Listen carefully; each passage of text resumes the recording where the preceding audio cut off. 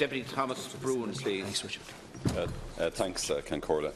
Taoiseach, next March, I think we'll be approaching the 6th anniversary of your occupying the office of Taoiseach, if we get that far. But it's also the 6th anniversary, I think, of the report of the Moriarty Tribunal into certain payments to politicians in related matters, and the 5th anniversary of the final report of the Mahon Tribunal. Now, on several occasions, Taoiseach, since these reports were published in 2011-2012, I've asked Ministers for Justice to comment on the status of investigations by An Garda Síochána and possible action by the Director of Public Prosecutions into the findings of Mahon and Moriarty. And I generally receive very brief holding replies or just complete brush-offs. I believe other deputies in this House have had a similar experience. In January 2015, for example, Minister Fitzgerald replied to me, and I quote, that she said, following the examination of the Garda Síochána of the report of the Moriarty Tribunal, the advice of Director of Public Prosecutions was sought with a view to determining whether or not a full Garda investigation should be commenced, end quote. She also said, and I quote that, from her, that the Garda authorities have also been engaged in an examination of the report of the Mahon Tribunal, which was referred to the Garda Commissioner by the Government. On March 24, 2015, Minister Fitzgerald replied to my query on whether she had received a report from Garda Síochána to the questions I had submitted in late 2014. She then said, and I quote, that she had been informed by the Garda authorities that the position in relation to these matters remains the same, end quote. A few months later, in May 26, 2015, in response to further questions, I was told that an examination is ongoing at present of both tribunals. In the last weeks of the 31st Dáil Taoiseach, on Thursday, January 21st this year, I inquired with Minister Frances Fitzgerald on the resources within her department, including staff, and the budget that she was allocating to follow up on issues raised in Mahon and Moriarty. And in the reply, she assured me, and I quote, that all appropriate resources are available and that detailed consideration had to be given to the full suites of recommendations made by the Moriarty Tribunal and to the judgments of the Supreme Court. On November 2nd last, Taoiseach, I again asked the Minister for Justice, and in a follow-up letter, she couldn't reply, but in a follow-up letter, she then stated, and I quote, that I am now informed by the Garda authorities that investigations relating to the findings of the Flood and Mahon tribunals, as well as the investigation of certain matters arising from the report of the Moriarty Tribunal, are ongoing. I am also advised that relevant liaison is maintained with the Office of the Director of Public Prosecutions. She also said that, of course, the overriding concern for An Garda Síochána is to ensure that these investigations are carried out as comprehensively and effectively as possible.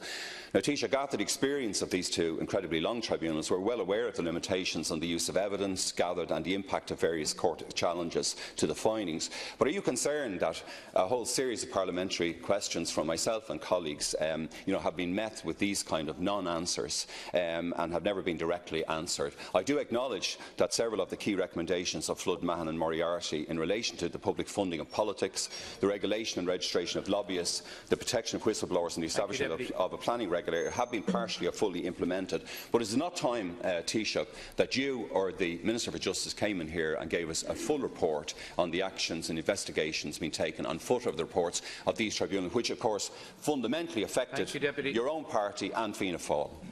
Taoiseach. Thanks, everyone. Well, the Moriarty Tribunal recommendations were aimed at breaking the link between big money and politics, and as you pointed out, that was achieved through the enactment of the Electoral Amendment Political Funding Bill back in 2012, which effectively banned corporate donations. And government published comprehensive legislation on the protection of whistleblowers and on the registration of lobbyists. The recommendations of Moriarty were, as you know, grouped into 5 different areas: political funding, company law, revenue matters, regulation and tribunals of inquiry. In respect to political funding, the Electoral Amendment Political Funding Act of 2012 was enacted on the 28th of July that year. The 2012 Act brought into force restrictions on corporate donations and considerable reductions in the maximum amount that a political party or an individual could accept as a political donation. SIPOR, the Standards in Public Office Commission, has published guidelines for political parties on the steps to be taken in receiving donations and prohibited donations.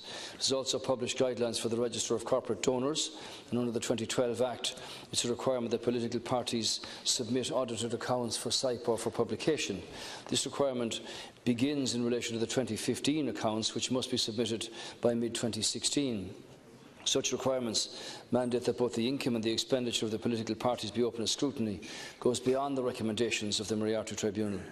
And in regard to the Oireachtas Ministerial and Parliamentary Officers Amendment Act of 2014, that reduced the levels of payment made to political leaders and independent members, and provides that independent members are now required to furnish to SIPO an annual statement of expenditure. Also relevant there, Deputy, is the Regulation of Lobbying Act of 2015, and as we've seen in recent days, a web-based registrar of lobbying has been developed by SIPO, designed to bring greater transparency in relation to those communicating with public officials on policy matters. In respect of company law, Moriarty recommended that a provision similar to Section 172 of the UK Companies Act of 2006 be adopted in relation to directors' statutory duties. Former Minister for Jobs Richard Broughan stated that he considered this was covered by Part 5 of the Companies Act of 2014, which came into force on the 1st of June 2014. In revenue matters, Section 101 of the Minister and Secretary's Amendment Act of 2011 placed on a statutory footing the independence of the Revenue Commissioners exercising the statutory functions provided to them under the Taxation and Customs Enactment. And in regulation, Minister Noonan has identified a number of specific actions: the introduction of a new fitness and probity regime in accordance with the Central Bank Reform Act, the Central Bank Supervision and Enforcement Act of 2013, attempts to strengthen the ability of the Central Bank to impose and supervise compliance with regulatory requirements and to undertake timely prudential interventions. In tribunals, the Moriarty Tribunal made a number of observations. The Tribunals of Inquiry Bill 2005 awaits report stage in the Dáil. While not directly related to the operation of tribunals of inquiry, the introduction of the Protective Disclosures Act of 2014 should be noted. I might say to you that, finally, the Public Sector Standards Tribunal Bill has gone through second stage. The Minister for Public Expenditure is dealing with that, expects to come back here by mid-next year, dealing with the appointment of a Commissioner for Tribunals arising from that bill, Deputy Broughan. Thank you very much. Deputy Broughan. Yeah. Thanks, Corla. Well, I note the litany of measures you've just listed in relation to the recommendations of both of those tribunals. But I think our constituents, at the end of the day, they want that there should be full accountability and that there should be full decision. And I don't think you've addressed in any way the fundamental question I've asked you. I mean, can you outline, for example, what resources are available to Revenue, to the Criminal Assets Bureau, the Bureau of Fraud Investigation, the National Bureau of Criminal Investigation, and how other Garda agencies, such as the Director of Corporate also the Director of Corporate Enforcement, SIPO, that you mentioned, and indeed the DPP itself, what resources are available to them in order to complete all and any ongoing investigations into the corruption revealed by Flood, Mahon and Moriarty. I noticed, for example, Taoiseach, that I think the Minister told me recently that the Criminal Assets Bureau currently has a staffing level of 71, the same complement of staff that it had in 2013. So finally, Taoiseach, will there be a full, even interim report to Dáil Éireann on all the key issues that I've tried to raise? And have you or the Minister any indication when there will be a final report to the Department and to Dáil Éireann from Garda Síochána and the DPP relating to investigations into the findings of Flood, Mahon and Moriarty? And I was looking back at my speech, from March 2012 in relation to Flood, Mahon, and I noted that, again, the big responsibility of the two parties who are still in control of this House, yourselves and Fianna Fáil, I said that you were different sides of the same coin in relation to, unfortunately, all the matters that were investigated, and that we perhaps need to have a government from other parts of this House until we have these final these investigations concluded. Taoiseach, 1 minute to conclude. Thanks very much, Deputy Broughan. Well, I've read out to you all of the pieces of legislation that have been enacted following Moriarty, and these, as you know, are the subject of very intensive debate and discussion and scrutiny before they were enacted into law, and they now take their place. I pointed out to you as well that the Minister for Public Expenditure is bringing the Public Sector Standards Tribunal Bill through the House, and will come back here by mid-next year looking for support from the members of the House to put that in place, where a Commissioner for Tribunals can be appointed. In respect of your direct question about the amount of money available to CAB and the resources that you questioned there, I'll have the Minister for Justice respond to Deputy Broughan on that.